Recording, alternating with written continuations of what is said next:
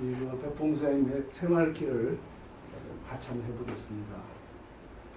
현재 여기에 어둠이 있으면 내일 밝음이 오면 어둠은 흔적도 없이 사라집니다. 오늘 낮에 있던 이 방의 밝음은 지금 밤이 되면 다시 어둠으로 가라십니다. 밝음은 어둠에 바뀌더라도 밝음은 자체가 없고, 다시 어둠이 들어오면 다시 밝음이 오면 지금의 어둠은 또한 자체가 없습니다. 이렇게 밝고 어둠을 계속 관찰하다 보면 밝고 어둠의 자체가 그 성품이 공하다는 것을 알게 됩니다. 공하다는 것은 밝음과 어둠이 실체가 없다는 것. 그래서 이 모든 현상이 밝음과 어둠과 같아서 모든 것이 실체가 없고 그것이 텅 비어있다는 것을 알게 됩니다. 이렇게 사물을 일체 노려보는 산화대지 너와 나가 본래 그림자 같아서 실성이 없는 것을, 비어있는 걸 오래 관찰하면 어느덧 이 모든 세상의 본질이 텅 빈자리인 것을 알게 됩니다.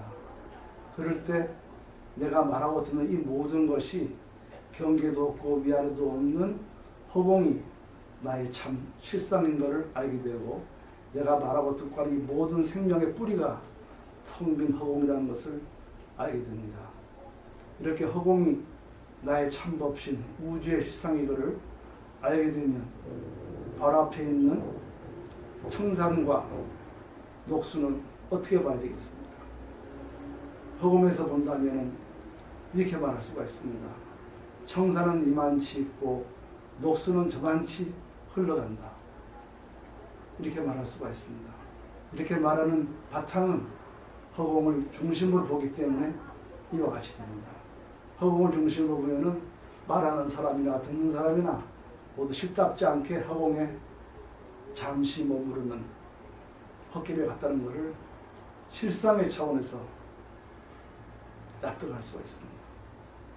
그래서 우리가 아침 저녁으로 일어날 때 앉을 때는 늘 밝음은 어둠이 올 때 밝음 어디 갔으며 밝음이 올 때 어둠은 어디 갔는가. 밝음도 어둠도 다 빈성이고 그 본래 자리가 허공으로 더불어 하나라는 것. 이거를 아침 저녁으로 늘 몇 분이라도 관찰하는 공부를 하는 것이 백봉선생님께서 우리한테 가장 도를 쉽게 깨닫게 해주는 새말기, 새로운 화두 공부입니다. 네, 됐습니다. 오늘 공부할 거는 음악용 광음동 작품입니다. 지난 시간에 우리가 공부한 게 미륵보살이었어요. 미륵보살은 부처님이 미래에 한 생만 더 지나면 미래에 성불할 것이다. 이런 이제 수기를 받은 분이에요. 그런 분에 대해서 유마거사가 미래가 어디 있느냐 이렇게 얘기했습니다. 그래서 우리가 미래를 기약할 때 잘못하면 시간의 본질을 보지 못하고 현재는 내 몸을 중심으로 나의 미래를 추구하다 보면 결국은 불법이 에고를 키우는, 자아를 키우는 수행으로 타락할 수가 있다. 그래서 우리가 미래를 향해 수행을 하지만 그 수행이 시간의 본질이 공함을 깨달아야 미래의 수행이 에고로 떨어지지 않을 수 있다. 이런 본문을 우리가 지난 시간에 들었습니다. 오늘은 이제 광음의 보리자에 대해서 공부를 하는데요. 유마경의 광음의 보리자, 이거를 이렇게 읽으면서 저는 느끼는 점이 너무 명상이 깊은 거예요. 4세기. 이분들의 이 경전을 전한 이분들이 너무 그 명상이랄까요? 깊어서 이걸 어떻게 말로 이렇게 표현할 수가 있는가. 너무 그 환희심이 나고, 사람이 이렇게 이런 표현을 하면서 우리를 궁극적인 진리로 끌어갈 수 있구나. 이런 이제 감탄하는 마음이 생깁니다. 이 광음의 보리자를 공부하려면 우리가 먼저 기본적으로 우리가 안고 있는 그 의식의 한계 또는 우리 의식의 미망을 먼저 이해를 할 필요가 있습니다. 그건 뭐냐 하면 이 광역 보좌에서 제기하는 문제는 장소입니다. 성스러운 장소. 성지라 하기도 하고 또는 성소라 성스러운 장소. 우리 이제 불교에서는 이거를 도량이라고 합니다. 도량. 도장인데 양으로 발음하죠. 도는 진리, 진리의 장소 이런. 또는 좀 더 불교식으로 얘기하면은 도리, 도량. 진리의 깨달음의 도량. 이렇게. 또 이걸 가지고 깨달음의 자리라고도 합니다. 자리. 부처님이 그 보리수알에서 깨달음을 이루셨잖아요. 이게 연꽃 위에서 깨달으시잖아요. 그래서 금강보좌라 그래요. 그것도 자리거든. 그래서 부처님이 깨달은 그 자리를 우리는 이제 금강보좌 또는 보리도량, 깨달음의 보리자 이렇게 써요. 그래서 그 이 깨달음을 이룬 장소라는 의미에서 우리가 절이라는 말을 씁니다. 절. 그래서 도량이라고 그래요. 그래서 절을 도량 청정부와 누가 해 이런 말 하는 것도 그 도량 깨달음을 이루는 자리이기 때문에 우리 그런 표현을 쓰는 겁니다. 그래서 불교의 원칙적으로 보면은 절이나 도량은 깨달음을 이루는 곳이고요. 그 뿌리는 서가모니 부처님에서 시작하는 겁니다. 그런데 우리가 우리 현실을 깊이 보게 되면은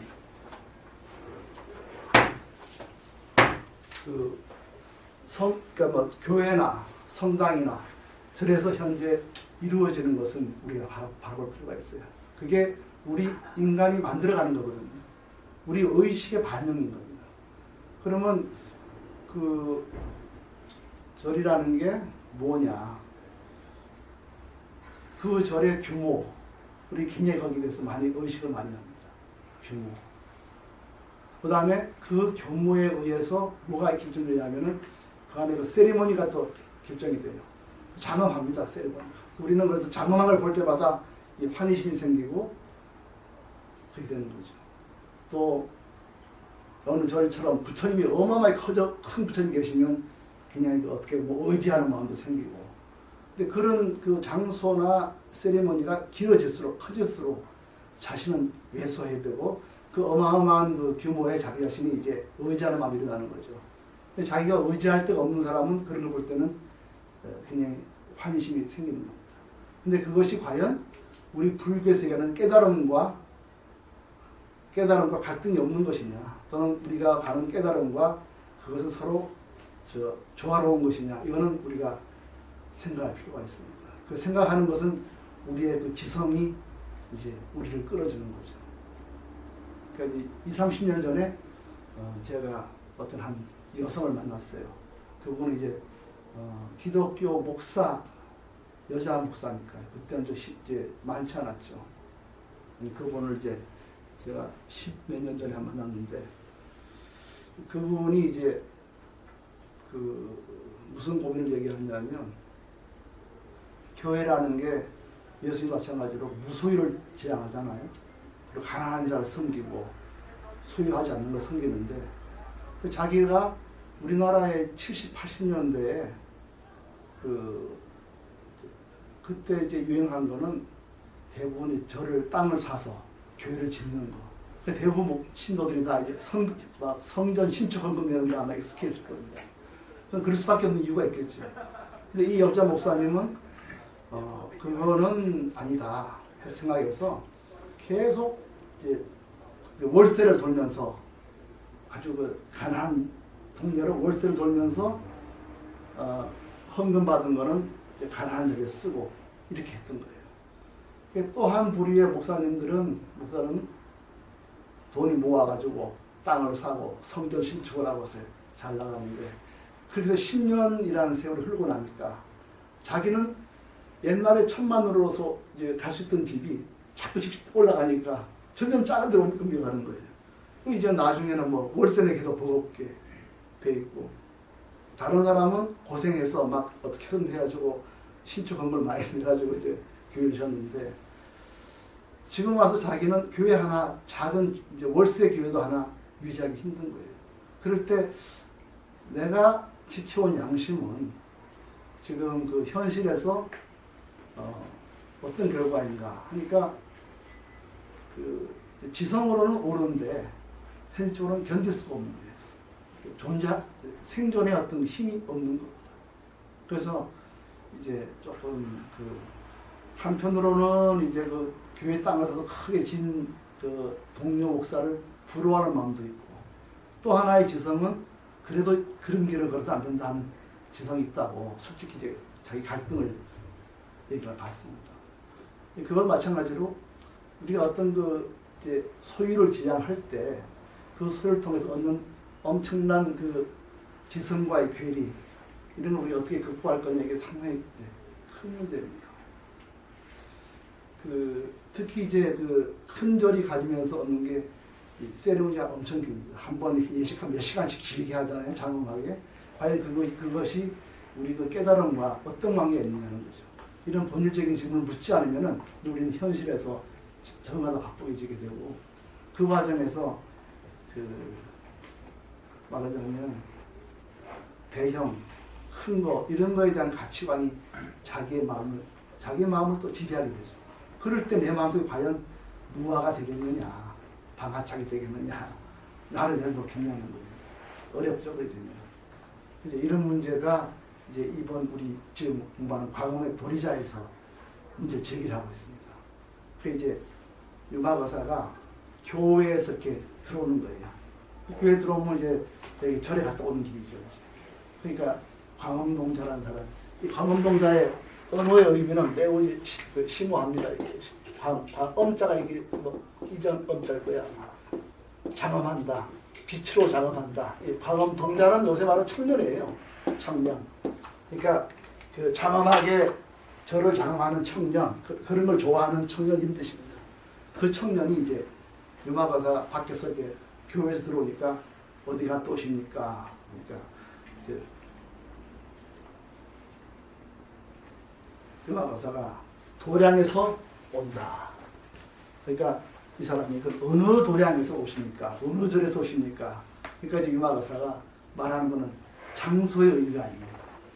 깨달음에서 온다. 깨달음의 도량, 또는 그 자비시사, 부처님의 가르침에서부터 온다. 이런 말이에요. 그래서 이 도량이라는 것은 기본적으로 깨달음이라는 것이 없으면 아무 의미가 없다. 이런 이제 메시지를 전하고 있어요. 그래서 이 광음보량 한 두 배 되는 그 경전인데, 그 안에는 장소가 중요한 게 아니라 깨달음이 살아있어야 그게 보리도량이다. 이런 메시지를 담고 있어요. 근데 그 메시지를 담는 거는 그것으로만 확인할 게 아니고, 좀 더 생각해 보면 그 안에는 이 대승불교, 유마거사라는 이런 그 제가불교가 뭐를 지향하는지 그 안에 가치관이 들어가 있습니다. 그래서 우리가 이 광음보리자를 공부하면 그 안에서 이분들이 그 보통 사람들을 어떤 식으로 끌어서 어떤 단계의 깨달음으로 이끌어 가려고 했던가, 그걸 우리한테 보여주고 있습니다. 우리는 그걸 통해서 이제 공부를 이렇게 하는구나, 수행을 이렇게 하는구나, 이런 그 정신이 있어야 성서구나, 이걸 이제 우리가 배울 수가 있습니다. 근데 그 깨달음을 이끌어가는 그 처음까지 그 사색의 과정이 그럼 어떻게 보면 아름답기도 하고 심오하기도 하고 또 인간의 실상을 또 잘 보여주기도 하고 그랬습니다. 그래서 광음보리자를 이렇게 한번 읽어보겠습니다. 그럼 지혜선생님이 앞에 계셔서 한번 읽어보죠. 이 책 71쪽을 열어주시고 프린트해도 되고요. 책을 보시기 좋습니다. 책을 없는 분을 위해서 제가 프린트해 갖고 있거든요.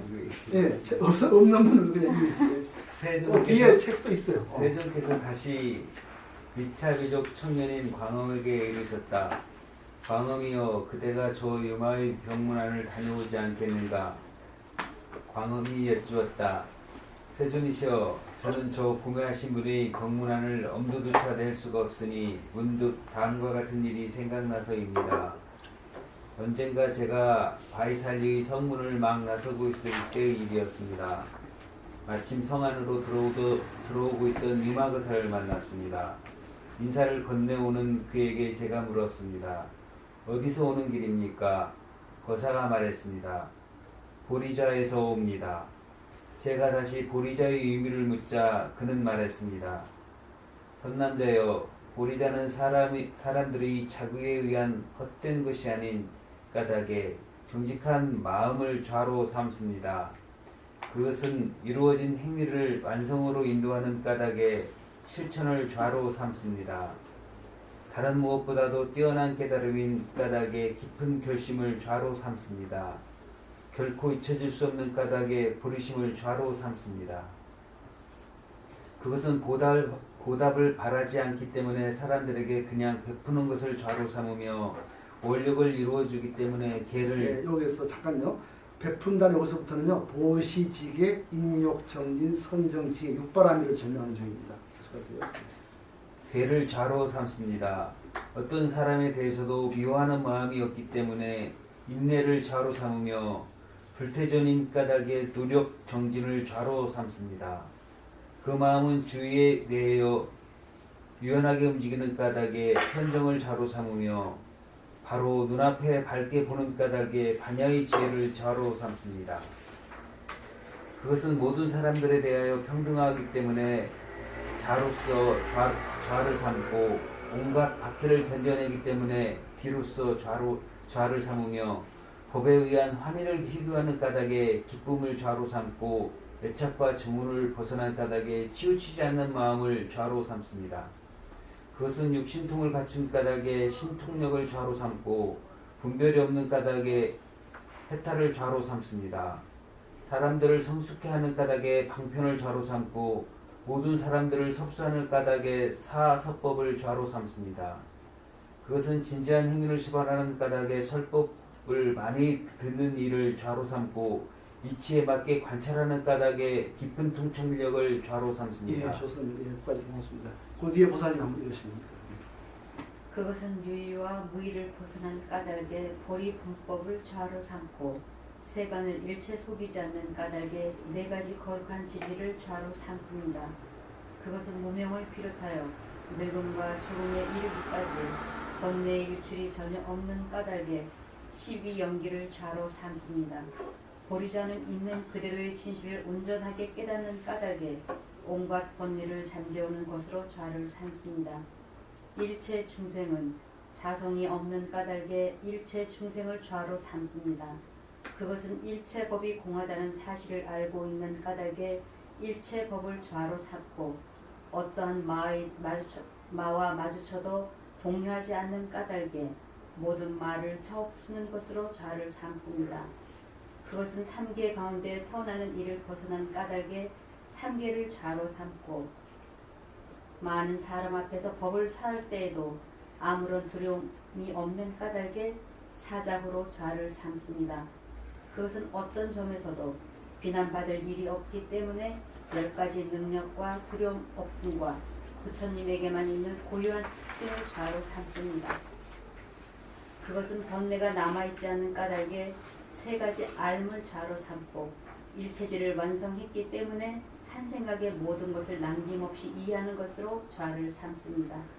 선남자여, 무릇 보살이 이와 같이 바람일다를 갖추고 사람들의 근기를 길러주며 바른 법을 획득하고 선근을 지니고 있는 한 그 일로수 일부족은 모두 보리자에 기인하고 일체의 불법으로부터 기인하며 불법 가운데 온전히 자리하고 있는 것입니다. 세존이시여, 그의 이 같은 말에 500명의 천신과 중생들이 보리에 대해 그 자리에서 발심하였습니다. 그때 저는 아무런 대꾸를 할 수가 없었습니다. 세존이시여, 그러하기에 저는 저 고매하신 분의 병문안을 엄두조차 낼 수가 없는 것입니다. 예, 이 그 보리자라는 거를요, 그 구마라습은 중국 사람들하고 우리 그 정세 맞게 보리자를 도량이라고 했어요. 도량이 훨씬 낫죠. 도량으로 삼아라. 진리를 도량으로 삼아라. 그렇게 번역을 했어요. 원래는 보리자, 부처님이 앉은 그 자리를 설명한 거예요. 그렇게만큼 서가님 부모님 부처님의 깨달음을 깨우치게 하려고 말을 그렇게 표현한 거예요. 근데 이제 중국에서 이제 구마라습은 도량이라는 말을 어쨌든 마찬가지입니다.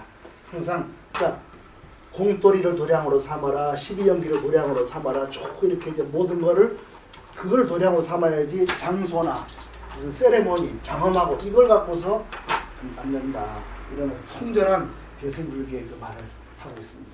그래서 이제 우리는 이 글을 통해서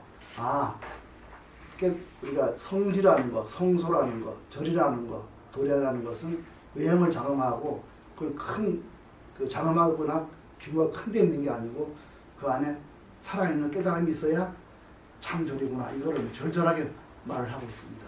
그것이 큰 뜻이고 이제부터는 이제 어떻게 하면 이 사람들이 절에 와서 공부를 해서 깨달아 성불을 하느냐. 그거를 하나 설명을 하는 거예요. 이걸 읽으면은 어떻게 공부하는 게 진리다. 그때 사람들은 인간이 어떤 식으로 밟아서 성숙한 인간이 되느냐. 이걸 우리가 다 알 수가 있습니다. 그래서 정말 이게 이분들 깊은 사색을 볼 수가 있습니다. 그러면 이제 보세요. 유마가사 만났더니 유마가사 어디서 오십니까? 도량에서 옵니다. 그러면 어느 절에서 오십니까? 이렇게 물어봤죠. 그러니까 그분이 보리자에서 온다. 그 보리자, 깨달음의 자리, 도량은 첫째 보십시오. 사람들의 자기에 의한 헛된 것이 아닌 가득의 정직한 마음을 바로서 맨 처음 시작이 됩니다. 정직한 마음. 공부의 첫 자리가 직심이라는 거예요. 근데 고든 마음이라 그러면은 뭐 어디나 다 말을 하기 때문에 의미를 잘 모르지만 여기서는 이거예요. 거짓에 의한 헛된 것이 아닌가를. 직심은 뭐냐 하면은 거짓과 헛됨에서 벗어나는 게 우리 불교에서는 직심이라고 합니다. 거짓과 헛됨. 그럼 뭐가 거짓이고 뭐가 헛된 거냐? 이게 불교적인 거예요. 생로병사입니다.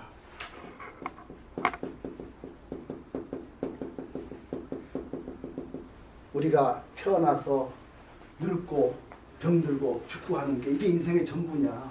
우리가 태어나서 직장생활 먹고 자고 맨날 하다 결국은 죽고 봐. 이 전부가 인생이라면 그게 전부라면 너무나 우리는 허무하죠. 이게.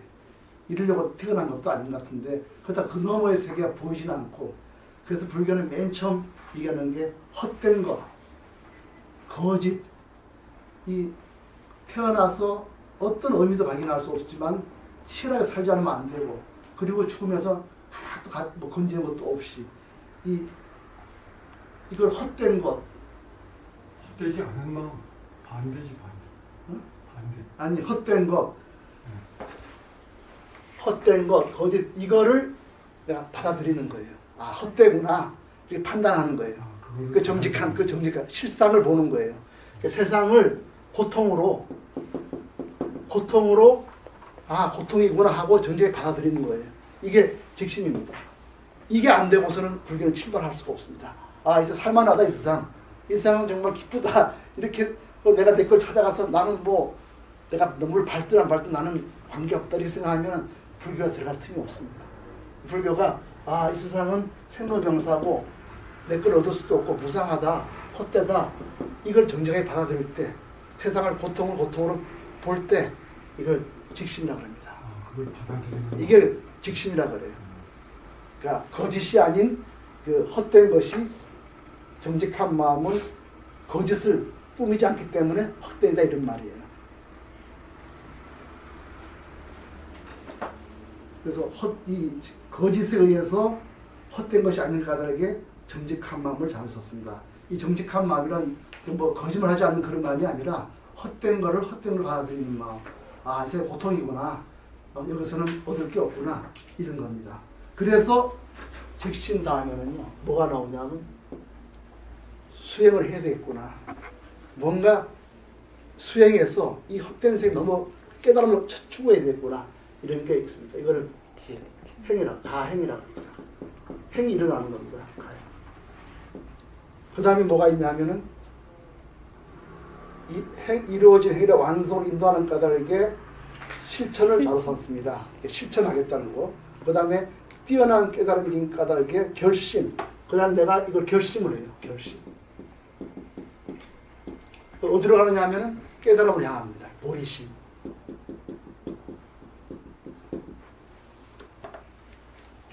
그래서 구마라지면 어떻게 했냐면은 직심, 다음에 발행, 그래서 가행이라는 거. 이제 원래는 가행인데 발행, 행을 일으키는 거예요.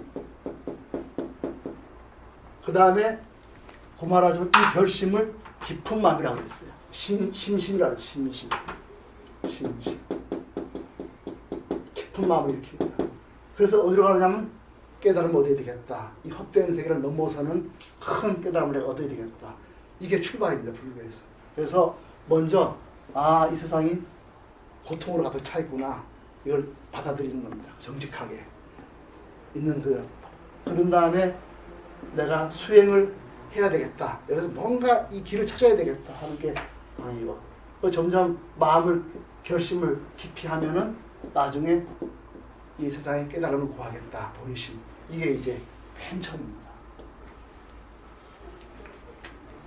다시 보면 선남자야 도리자는 사람들이 자기 거짓에 의해서 만들어지는 헛된 것이 아니기 때문에 도량이라는 것은 정직한 마음을 도량으로 삼습니다. 정직한 마음이 있어야 그게 절이라고 할 수 있습니다. 절에 가서는 정직한 마음으로 세상의 고통을 관해야 됩니다. 그 다음에 그것은 이루어진 행위를 완성으로 느낀다. 내가 완성돼야 되겠다. 내 수행을 보다 차원 높이 끌어가야 되겠다. 그렇기 때문에 실천을 자로 삼습니다. 뭔가 해야 되겠다. 그 다음에는 뛰어난 깨달음인 까닭에 그 마음에 깊은 결심을 갖추고 결코 잊을 수 없는 까닭에 도리심을 자로 삼습니다. 그래서 절에 가면 직심이 일어나고 발행이 되고 심심이 돼서 도리심을 가는 게 이런 것이 일어나야 절이다. 이런 얘기를 하고 있습니다. 그러면 이렇게 내가 진리를 향해서 마음을 일으켰습니다. 그럼 그 다음 뭘 해야 되느냐? 그게 대승불교에서 나오는 육바라밀입니다. 육바라밀은 바로 이 깨달음을 향해서 지금 하는 수행의 가장 중요한 것을 말하고 있어요. 그러니까 대승불교에서는 솔직한 고든 마음을 내서 행을 일으켜서 깊은 마음으로 가고 나서는 뭘 해야 되느냐? 보시, 지계, 인욕, 정진, 선정, 지혜 이렇게 됩니다. 이게 뭐냐면 내 거라는 것에 대한 집착을 깨는 거예요. 내 집착을 놓으면서도 상대방에 기쁨을 주는 게 보시입니다.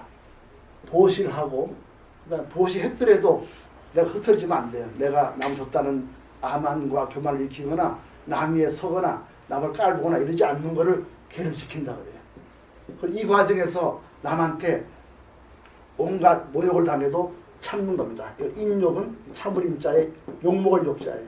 모욕을 참는 거예요. 그렇게 해서 꾸준히 선을 쌓고 악을 버리는 행을 합니다. 그렇게 하더라도 마음은 늘 자기가 선을 닦아야 돼요. 마음이 고요해져야 됩니다. 마음. 그래서 내가 뭘 했다는 생각에 늘 교만하거나 이런 게 아니라 늘 자기 마음을 가라앉히고 쉬는 걸 해야 됩니다. 그렇게 하더라도 궁극적으로 그 속에 텅 비어있다는 공돌이라는 게 지혜예요. 이게 참 놀라운 겁니다. 우리가 보시, 지계, 인욕, 정진, 선정을 행하더라도 그 실상은 텅 비어있는 거예요. 그래서 100번, 1000번 보시라도 한 번도 보시할 없는 마음으로 하는 겁니다. 이렇게 해야 불교에 깨달음을 가는 거예요. 그 다음에 뭐군요? 도량은 깨달음의 자리란 뭐냐? 보답을 바라지 않기 때문에 사람들에게 그냥 베푸는 거다. 아무 조건을 베푸는 거다. 그 다음에 끝없이 원력으로 이루어지기 때문에 이 자리는 기회를 않는 자리로 삼는다. 그 다음에 인내, 인욕을 하는 거죠. 어떤 사람에 대해서도 미워하는 마음이 없기 때문에 인욕이 바로 깨달음의 자리다. 그 다음에 물러서지 않은 불태적인 까닭에 노력을 정진으로 삼는다. 그 다음에 선을 행해서 늘 마음이 부드러운 거예요. 내가 좋은 일 한다 해서 늘 오만하고 교만한 게 아니라 그 마음, 어린아이 마음과 같이 늘 유연한 겁니다. 주의에 대하여 유연하게 움직이는 까닭에 선정을 바로 자리로, 공부하는 자리로 삼는다. 수행의 자리로 삼는다. 그 다음에 바로 눈앞에서 밝게 보는 까닭에 텅 빈 이 자리, 반야를 닦는다. 이렇게 얘기를 합니다. 이렇게 내가 마음을 일으켜서 이 행을 하는 거예요. 그래서 직심에서 발행을 하고 신심을 깊이 해서 나아가는데 그 첫째로 하는 게 이 육바람이고 이것이 이루어지는 것이 보리자라는 거예요. 깨달음 자리라는 거예요. 이것이 절이 있다는 말을 이렇게 한다는 거예요. 윤화보살 말씀입니다. 그 다음에 무진화 보살이 함께 그러시는 거예요. 그것은 모든 사람들에 대하여. 거기 72쪽에 맨 밑에서 네 번째 줄. 그것은 보리자라는 말이거든요. 72쪽. 그것은 모든 사람들에 대하여 평등하기 때문에 자로서 좌를 삼고 온갖 박해를 견뎌내기 때문에 비로소 좌를 삼으며 법에 의한 환희를 희구하는 까닭에 기쁨을 좌로 삼고 애착과 증오를 벗어난 까닭에 치우치지 않는 마음을 좌로 삼습니다. 그 다음에 세 번째로 자비휘사를 얘기합니다. 자비휘사. 이 자비휘사에 대해서 유마거사의 해석이 매우 독특합니다. 원래 이 부처님의 자비휘사는요, 부처님의 자비휘사는 원래 이런 뜻이었습니다. 사랑을 하는 게 자예요. 사랑자. 그래서 이 우정입니다. 우정. 늘 우리 우정 갖고 있잖아요. 남이 슬플 때 같이 슬퍼하고 남이 기쁠 때 같이 기뻐하되 내 마음은 늘 버리사 평정을 지키는 게 원래 부처님 뜻이었어요. 이게 자비의사입니다. 이게 굉장히 높은 수행입니다. 늘 내가 누구와 우정을 맺고 있어요. 그러면서 보살님이 슬프면 나도 같이 슬퍼해주고 기쁘면 나도 같이 기뻐하는 거예요. 여기 아양이 아니에요. 어떻게 빼먹으려고 하는 아양이 아니고 내 마음은 늘 평정심을 갖는 거예요. 이게 굉장히 어려운 거죠. 유마거사가 이 자비의사를 다른 식으로 해석을 해요. 이렇게 되세요. 모든 사람에 대하여 평등하게 대하라는 거예요. 이 자비라는 자가 우정이라는 게 사람을 대할 때 치우쳐 대하지 말라. 그 다음에 비가 뭐냐면 연민이잖아요. 어떤 연민이냐면 온갖 박해를 받더라도 참고 지내라는 그런 연민이라는 거예요. 그러니까 설령 안 입고 온 일을 당하더라도 그 인간에 대한 연민을 가지고 참는 게 비라는 거예요. 그 다음에 휘는 뭐냐면 불법에 대한 기쁨이 부처님의 법을 닦아나가는 기쁨, 이걸 휘라고 한다는 거예요. 그 다음에 마지막에는 사는 뭐냐, 모든 애착과 증오를 벗어나기 때문에 사라 그런다, 이렇게 얘기를 했어요. 결국 육바라밀을 행하는 마음 자세를 얘기하는 겁니다. 육바라밀을 행할 때도 늘 사람을 평등하게 대하고 온갖 욕을 먹더라도 인간에 대한 연민으로 그걸 견디고 그러면서 오로지 깨달음을 추구하는 기쁨으로 살면서 마음은 늘 평정을 지켜라, 이렇게 하고 있어요. 이게 있어야 그 자리가 절이라는 거예요. 그 자리가. 우리도 이런 게 없으면 이건 장소일 뿐입니다. 자비의사예요.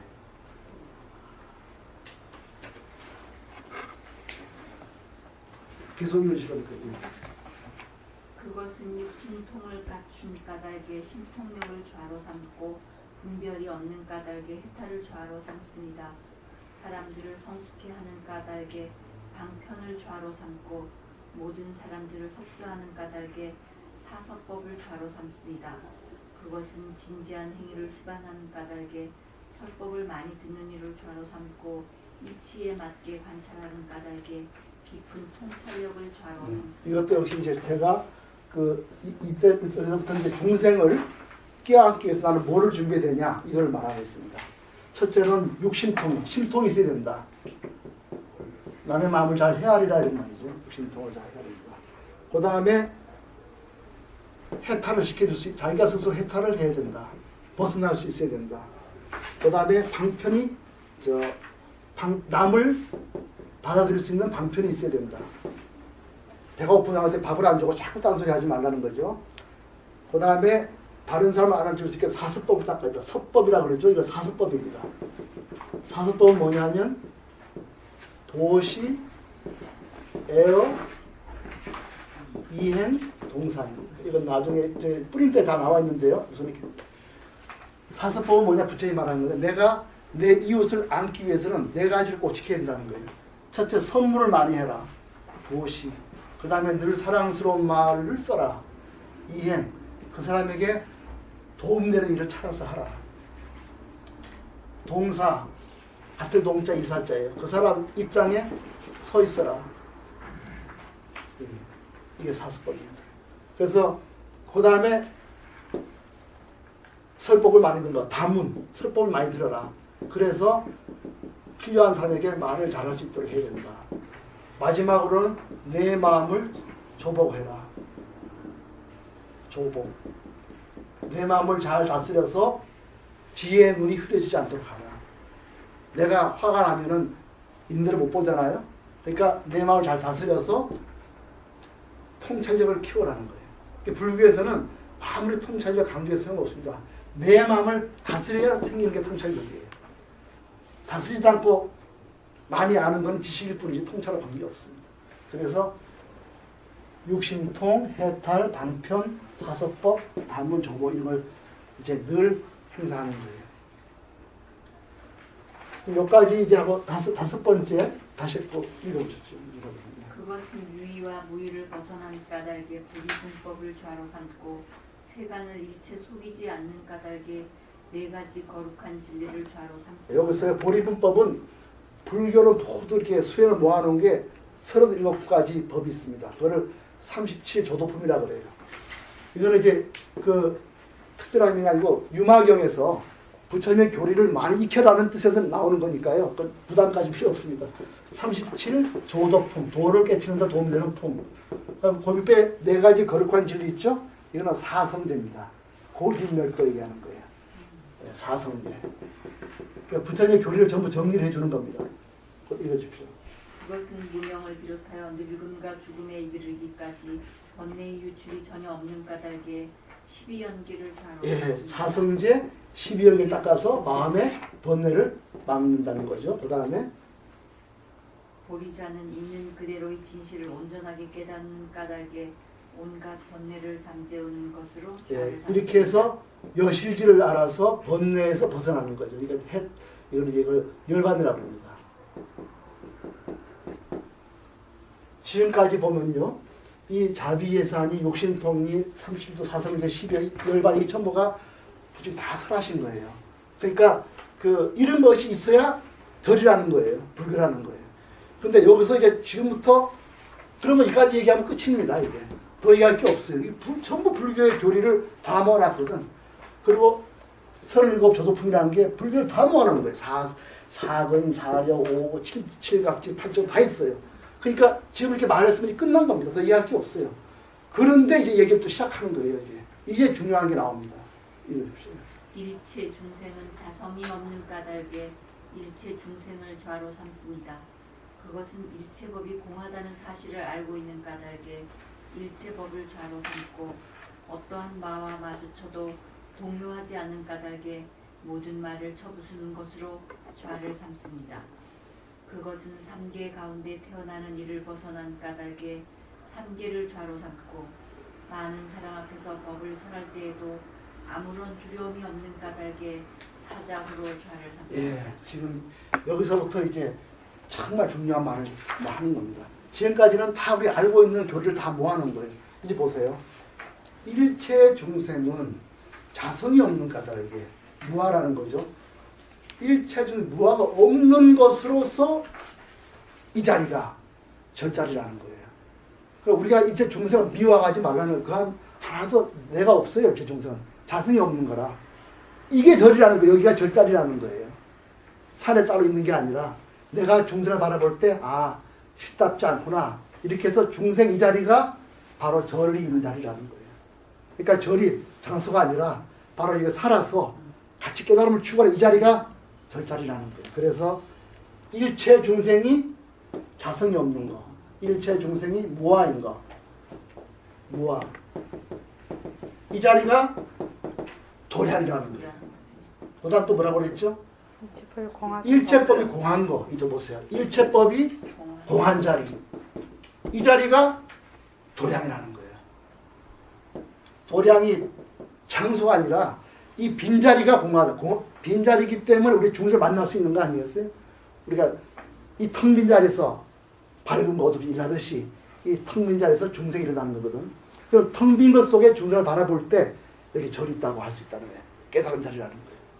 텅 빈 것 속에서 중생을 바라보는 볼 때 여기가 깨달음이 일어나는 자리고 일체만법이 기운을 바라볼 때 이 자리가 깨달음을 얻는 자리라는 거예요. 따로 절이야 봉사가 있고 부항사가 있는 게 아니에요. 그 다음 또 뭐라 그러죠? 어떤 마음을 마주쳐도 텅 빈 걸 봤기 때문에 하나도 흔들림이 없어요. 바로 이렇게 보는 거를 바로 도량이라고 하는 거예요. 깨달음이라는 거예요. 그래서 그러면 어떻게 됐습니까? 절이 딴 데 아니라 욕계, 색계, 무색계 3계가 바로 절이라는 거예요.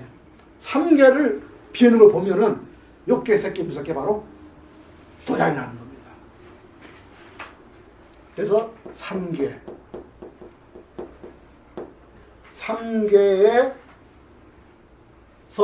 생사가 없기 때문에 욕계, 색계, 무색계는 다 나고주는 곳이지만 일체가 빈자리를 볼 때 나고주는 게 아니거든요. 텅 비었잖아요. 그러니까 이 빈자리를 보면서 이 빈자리에서 3자를 바라볼 때 바로 이 자리가 바로 절 있는 곳이라는 거예요. 이 자리가. 중생도 절자리고 일체만법도 절자리고 3계도 이게 절이라는 거예요. 이게 도량이라는 거예요. 이 자리가. 따로 있는 게 아니라는 거예요. 지금 그 일체 중생 다시 한번 문제 읽어주십시오. 일체 중생은 자성이 없는 까닭에 일체 중생을 좌로 삼습니다. 그것은 일체법이 공하다는 사실을 알고 있는 까닭에 일체법을 좌로 삼고 어떠한 마와 마주쳐도 동요하지 않는 까닭에 모든 말을 쳐부수는 것으로 좌를 삼습니다. 그것은 3계 가운데 태어나는 이를 벗어난 까닭에 3계를 좌로 삼고 많은 사람 앞에서 법을 설할 때에도 아무런 두려움이 없는 까닭에 사자후로 좌를 삼습니다. 네. 자, 여기서 보세요. 아까 이제 바로 이 자리, 절이랑은 딴 데 아니라 일체 정성이 성품이 없는 자리, 일체법 만법이 공한 자리, 생사가 끊어진 3계 자리 이렇게 바라볼 때 이 자리가 절자리라는 거예요. 그래서 마군지한테 흔들리지 않는 거예요. 이렇게 함으로 뭐가 나오죠? 걸림없이 부처의 법을 살할 수 있는 거예요. 공돌이를 확실히 알아야 사자와 같이 외칠 수 있는 거예요. 읽어주십시오.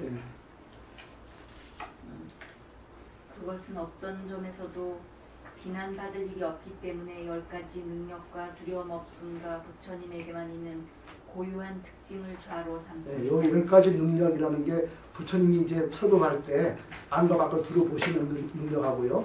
하나도 두려움이 없는 것.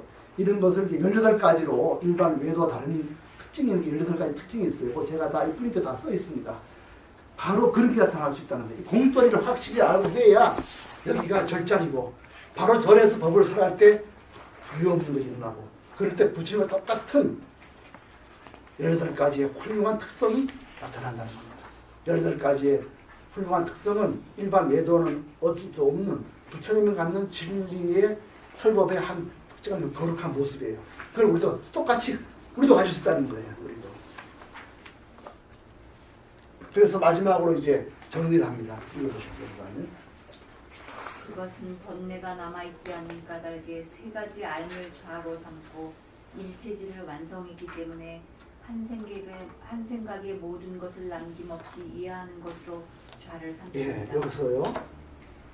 이걸 끝나고 나서 이제 뭐가 있냐면 3가지 알을 가지고 3명 가지고 도량으로 삼고 일체질을 한 생각에 다 완성한다는 거예요. 일체질을.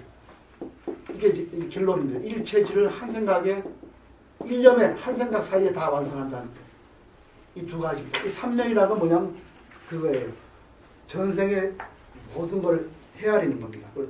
숙명통이라고 그래요. 첫째, 3명. 첫째는 숙명통. 둘째로는 내가 어떤 보살님 바라보면은 이분의 전생, 말하는 거나 행동을 보면은 아, 전생에 어쨌겠다 하는 걸 보는 겁니다. 숙명. 그다음에 2번째는 이분이 현재 이런 행동하기 때문에 다음 생에 어떤 발을 받겠다. 이걸 천안통이라고 합니다. 천안통. 3번째가 누진통이에요. 그래서 본래의 내가 아니라는 걸 깨달아서 모두 해탈하는 거. 이걸 누진통이라고 합니다. 그래서 이 3가지를 삼매라고 해요. 숙명통, 선한통, 유인통. 그러니까 실천적으로 내가 법을 살 때는 저분의 과거를 보고 또 현재를 봐서 미래를 예측하고 그래서 이분에게 자기가 가지고 있는 아상과 법상을 다 깨가지고 벗어나게 하는 것. 이게 무심성입니다. 이렇게 해서 우리가 일체질을 얻는 거예요. 일체를 얻지만은 일체질이라는 건 사실은 본바탕이 비어있는 겁니다. 그래서 한 생각에 일체를 본다는 것은 바로 공을 깨뜨려 본다는 거예요. 공성을 이해한다는 말입니다. 박학다식하게 다 한다는 뜻이 아니라 일체질이라는 것은 한 생각 일체를 이룬다는 것은 일체만법이 공하다는 걸 이해하는 거예요. 공성의 도리를 이해하는 거예요. 이렇게 해서 유마거사가 절이 있다는 걸 뭘 의미하느냐, 절에서 왔다는 걸 뭘 의미하느냐, 절은 어디 있는 거냐, 이걸 다 설명하고 있습니다.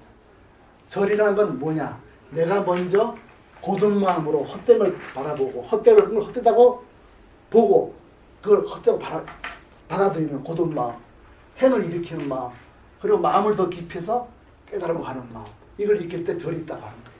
그게 절자리라는 거예요. 그 다음에 육바람을 닦으면서 절이 이루어지는 거죠. 자비사를 행하고 그리고 중생을 위해서 많은 방편을 배우고 사스법을 행하고 그래서 부처님 교리를 잘 아는 거. 그렇지만 이 모든 행하더라도 본바탕은 모두 이 법에 비어있는 것을 깨뜨려 보는 거예요. 그럴 때 이 자리가 절이 있는 자리라는 거예요. 그 깨달음을 통해서 우리가 사람을 과거를 보기도 하고 미래를 보기도 하고 진리를 깨치기도 하고 그 한순간에 이치가 비임을 보기도 하고 이 모든 것이 깊은 공성 속에서 현실을 걸어가는 거예요. 이렇게 하면 일거수일투족이 다 보리도량에서 이루어지는 거고 이 자리가 다 우리가 다 스님이 되는 거 똑같은 거죠. 절에서 행한다는 건 바로 이걸 말한다는 거예요. 봉사에서 하는 게 아니고 불광사에 하는 게 아니고 이 자리가 3계에서 일거수 내더라도 나는 이미 공한 자리에서 서서 하는 거예요. 이것이 바로 이 자리가 절이라고 하는 뜻이라는 겁니다. 이게 유마거사가 지금. 고일배 보살님 저 나머지 읽으십시오. 선남자에서. 오늘 눈에 문제가 아 그래요. 있어서. 그럼 그러면 박현 보사님 선남자에 읽으십시오. 선남자여 무릇 보살이 이와 같이 바람일다를 갖추고 사람들의 근기를 길러주며 바른 법을 획득하고 성근을 지니고 있는 한 그 일거수일투족은 모두 보리자에 기인하고 일체의 불법으로부터 기인하며 불법 가운데 온전히 자리하고 있는 것입니다. 이게 이 광원무적 결론입니다. 이렇게 보살이 이런 많은 바람일다를 하면 이제 피안을 이루게 한다는 거거든요. 이런 바람일다에 피안을 이루게 하는 길을 갖추고 사람들의 근기를 길러준다는 것은 공성을 깨닫게 준다는 겁니다. 근기를 길러주고 바른 법을 획득하고 공에 대한 지혜를 얻고 그래서 선근을 지니는 것 이렇게 하면은 그 보살의 일거수일투족은 모두 도량에서 행하는 것이다. 바로 절에서 하는 것 같다. 바로 이것이 절에서 움직이는 것이다. 절에서 행하는 것. 바로 이것을 절에서 행한다고 말한다. 이렇게 지금 말씀을 하고 있습니다. 세존이시여 그 이와 같은 말에 500명의 천신과 정생들이 보리에 대해 그 자리에서 발심하였습니다. 그때 저는 아무런 대꾸를 할 수가 없었습니다. 세존이시여 그러하기에 저는 저 고매하신 분의 문병한 병문안을 염두조차 낼 수가 없는 것입니다. 예. 그럼 잠깐 눈을 감고요. 그 지금의 본방을 제가 쭉 되풀이해 드리겠습니다. 이 지난번 무력보살 편에서는 시간이 무엇인가 우리가 시간을 이해할 때 자기 중심적으로 이해하면 그것이 아무리 훌륭하더라도 상대방의 미래를 예언하더라도 또 상대방의 미래에 대해 낙관적으로 얘기하더라도 복이 있다 얘기하더라도 그 시간에 대한 깊은 인식이 없으면은 그러한 미래에 대한 수기, 약속 이 모습은 거는 애고를 잃기 쉽다. 자아의 상에 떨어지기 쉽다. 그럼 참답게 시간을 이해할 때 우리가 시간을 활용할 수 있다. 굴릴 수 있다. 깨달음이 이르게 하고 어둠에 빠지지 않게 시간을 말할 수 있다. 그거는 과거와 현재, 미래가 다 비었다는 걸 이해할 때 너는 다음 생에 부처가 되리라 이런 말을 하더라도 그 말이 그 사람에게 애고를 불러일으키지 않을 수 있다. 이런 게 이제 지난 시간 미륵보살의 본문이었습니다. 이번에는 진정으로 깨달음을 이루는 것이 뭔가? 도량이라는 것, 절은 바로 공부를 해서 성불하는 곳인데 과연 그 성불하는 곳이 장소를 의미하는 건가? 세리머니를 의미하는 건가? 여기에 대해서 요하가사가 이제 절을 장악하기를 좋아하는 청년에게 반문을 했습니다. 그래서 맨 먼저 요하가사는 이곳이 절이기 위해서는 세상이 헛되다는 것을 분명히 바라볼 수 있어야 된다. 그거를 고든 마음으로 흔들리지 않게 받아들일 수 있어야 된다. 그래서 내가 수행을 해야 되겠다는 마음을 더 깊이 다지고 깨달음을 향한 마음을 일으킬 때 바로 그 자리가 도량이다. 그래서 그 길을 가는 첫째 길로서는 육바라밀을 얘기를 했습니다. 그 다음에 자비휘사, 남을 대할 때 평등히 대하고 어떤 모욕이 있더라도 인간에 대한 연민을 잃지 않고 늘 부처님 깨달음을 지향하고 그 다음 내 마음은 늘 증오에서 벗어나는 자비휘사. 그런 다음에 우리가 부처님 법을 기억하고 실천 노력을 합니다. 해탈이니 방편이니 다문이니 마음을 가라앉히느니 37가지 법이니 사성쟁이 12연기 이 모든 부처님 가르침을 활용해서 중생들의 근기를 키우고 성숙하게 하는 겁니다. 그렇지만 우리가 잊지 말아야 될 것은 이 모든 본바탕이 텅 빈 자리인 것. 그 빈자리에서 삼계를 바라보고 중생을 바라볼 때 이 자리가 진정한 도량이 될 수 있다. 만약 공을 바라보지 못하고 남을 가르치고 남을 끌어가면은 가르치는 사람, 배우는 사람, 얻은 사람, 잃은 사람, 경지가 높은 사람, 낮은 사람 이런 식으로 상을 만들게 되는 겁니다. 그래서 바로 이 자리, 중생 자리, 삼계 자리, 일체 만법 자리가 바로 깨달은 자리다. 그 속이 공성을 이해하는 나는 바로 그 자리가 절자리가 될 수 있다. 도량이 될 수 있다. 그래서 우리가 이런 도량에서 뭘 행한다는 것은 사람의 과거와 미래를 이해하고 그리고 번뇌를 놓게 하고 그러면서 일체법이 다 빈 것을 순간적으로 놓치지 않을 수 있는 바로 이렇게 행할 때 바로 이 자리가 깨달음을 이루는 자리고 절이며 도량이다. 보리자다. 이렇게 함으로써 인간을 성숙해 가는 길이 보살의 길이고 반야바라밀다 길이다. 이런 이제 기현설법을 요마가사가 하셨습니다. 네, 좋습니다.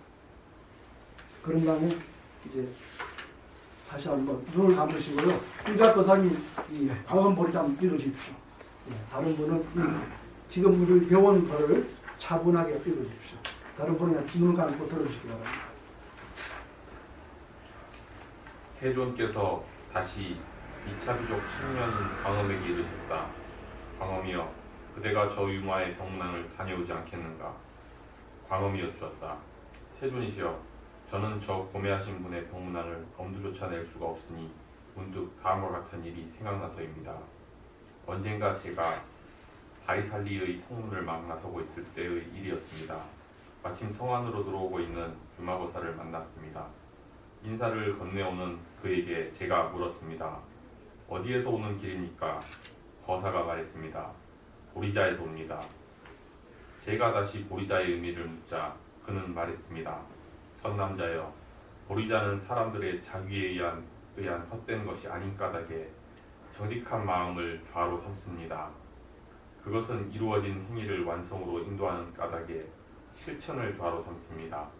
다른 무엇보다 뛰어난 깨달음인 까닭에 깊은 결심을 좌로 삼습니다. 결코 잊혀질 수 없는 까닭에 고리심을 좌로 삼습니다. 그것은 보답을 바라지 않기 때문에 사람들에게 그냥 베푸는 것을 좌로 삼으며 원력을 이루어주기 때문에 계를 좌로 삼습니다. 어떤 사람에 대해서도 미워하는 마음이 없기 때문에 인내를 좌로 삼으며 불태전인 까닭에 노력, 정진을 좌로 삼습니다. 그 마음은 주의에 대하여 유연하게 움직이는 까닭에 선정을 좌로 삼으며 바로 눈앞에서 밝게 보는 까닭에 반야의 지혜를 좌로 삼습니다. 그것은 모든 사람들에 대하여 평등하기 때문에 자로서 좌를 삼고 온갖 박해를 견뎌내기 때문에 비로소 좌를 삼으며 법에 의한 환희를 희구하는 까닭에 기쁨을 좌로 삼고 애착과 증오를 벗어난 까닭에 치우치지 않는 마음을 좌로 삼습니다. 그것은 육신통을 갖춘 까닭에 신통력을 좌로 삼고 분별이 없는 까닭에 해탈을 좌로 삼습니다. 사람들을 성숙케 하는 까닭에 방편을 좌로 삼고 모든 사람들을 섭수하는 까닭에 사서법을 좌로 삼습니다. 그것은 진지한 행위를 수반하는 까닭에 설법을 많이 듣는 일을 좌로 삼고 이치에 맞게 관찰하는 까닭에 깊은 통찰력을 좌로 삼습니다. 그것은 유의와 무의를 벗어난 까닭에 도리분법을 좌로 삼고 세간을 일체 속이지 않는 까닭에 네 가지 거룩한 진리를 좌로 삼습니다. 그것은 무명을 비롯하여 늙음과 죽음에 이르기까지 번뇌의 유출이 전혀 없는 까닭에 시연기를 좌로 삼습니다. 보리좌에 있는 그대로의 진실을 온전하게 깨닫는 까닭에 온갖 번뇌를 잠재우는 것으로 좌를 예, 삼습니다. 고맙습니다. 유영건사님 좀 읽으시겠습니까? 다음에. 일체 중생은 자성이 없는 까닭에 일체 중생을 좌로 삼습니다. 그것은 일체법이 공하다는 사실을 알고 있는 까닭에 일체법을 좌로 삼고 어떠한 마와 마주쳐도 동요하지 않는 까닭에 모든 말을 쳐부수는 것으로 좌를 삼습니다. 그것은 삼계 가운데 태어나는 일을 벗어나는 까닭에 삼계를 좌로 삼고 많은 사람 앞에서 법을 설할 때도 아무런 두려움이 없는 까닭에 사자후로 좌를 삼습니다. 그것은 어떤 점에서도 비난받을 일이 없기 때문에 10가지 능력과 두려움 없음과 부처님에게만 있는 고유한 특징을 좌로 삼습니다. 그것은 번뇌와 남아있지 않는 까닭에 3가지 알물 좌로 삼고 일체 지를 완성했기 때문에 한 생각에 모든 것을 남김없이 이해하는 것으로 좌를 삼습니다. 선남자여 무릇 보살이 이와 같이 바람일다를 갖추고 사람들의 근기를 키워주며 바른 법을 획득하고 선근을 지니고 있는 한 그 일거수일투족은 모두 보리자에 기인하고 일체의 불법으로부터 기인하며 불법 가운데 온전히 자리하고 있는 것입니다. 세존이시여 그의 이와 같은 말에 500명의 천신과 중생들이 보리에 대해 그 자리에서 말씀하였습니다. 그때 저는 아무런 대꾸를 할 수가 없었습니다. 세존이시여 그러하기에 저는 저 고매하신 분의 병문안을 엄두조차 낼 수 없는 것입니다. 예, 좋습니다. 고맙습니다. 그래서 이 칠판을 보시면은 이분들의 그 사색을 정말 이 불법을 깊이 이해하는 그 면모를 좀 느낄 수가 있습니다. 정말 공부라는 게 이렇게 직심과 행을 일으키고 깊은 마음으로 깨달음을 늘 지향하는 이것이 가장 기본으로 된다. 그것이 절이 있는 이유이다. 그것을 키워주는 것이 육바란 일을 행하고 자비해설을 행하며 육신통과 방편을 갖추고 보시에어 이행 동사를 하고 부처님의 사성제와 12연기를 갖추어 하되 바로 그 서 있는 자리는 딴 데가 아니고 일체 중생 있는 자리, 일체 만법 있는 자리, 삼계 있는 자리다. 이 자리를 공부로 이해할 때 이 자리에 설 수가 있다. 우리가 이 번뇌라는 자리가 아니라 법이 굴려가는 자리다. 깨달음이 이루어지는 자리다. 그래서 모든 사람의 과거와 미래를 보고 깨달음을 일으키게 하더라도 우리는 순간에 그것이 다 공을 볼 수가 있다. 이렇게 해서 이제 진정으로 절이라는 것, 수행처라는 것, 앉는 방식이라는 것은 이것이 일어나는 자리를 얘기를 하고 있습니다. 그런 다음에 어떤 게 일어나냐 하면은 다음에 공부할 건데요. 지세보살이 등장. 다음에 지세보살 어떤 분이냐면 이 세상에서 내가 정말 계를 잘 지키고 온갖 좋은 일을 다 하겠다고 마음먹은 사람이 지세보살입니다. 근데 이분에 한계가 있어요. 여자를 가까이 할 수가 없어요. 비구의 몸으로서. 그러니까 어떤 그 천신이 궁녀를 쭉 들여오면서 이 궁녀를 당신의 하인으로 삼으시려니까 나는 여자와 가까이 할 수 없습니다. 물러나는 거예요. 그럴 때 유마거사 나타납니다. 당신이 그렇게 얘기하면 그 여자들 누가 제도할 거냐. 그래서 진정한 제도가 뭐냐는 얘기를 하는 게 다음 지세보살이고요. 마지막에 남은 것이 이제 선덕이라는 유명한 부자, 기수국 고도원에 하는 금고도 장자에 대한 얘기예요. 그분은 이제 계속 가난한 자에게 많은 걸 나눠줘요. 나는 자기는 물질 보시를 하는 거예요. 그래서 자기는 진리의 보시를 할 수 없는 거예요. 자기 능력으로는. 그럴 때 유마거사가 와서 당신이 하는 것이 진리의 보실 수 있다. 라고 말해서 이제 그것이 진리를 보시러 바뀌는 그것이 무언가, 그거에 대해서 이제 조사법하는 게 있습니다. 그래서 이분들의 그 사색이 시간에 대한 이야기, 진정한 절이란 무엇인가에 대한 얘기, 그 다음에 선이란 무엇인가 하는 얘기를 다음 주에 배우고, 마지막으로 우리의 물질적인 삶 자체가 물질로 끝나지 않을 수 있고 그것이 진정으로 깨달음이 길이 되는 건 무엇인지 이걸 쭉 사색을 해가면서 유마경 보살품 다 끝냅니다. 다음 시간에 지세보살품을 공부하겠습니다.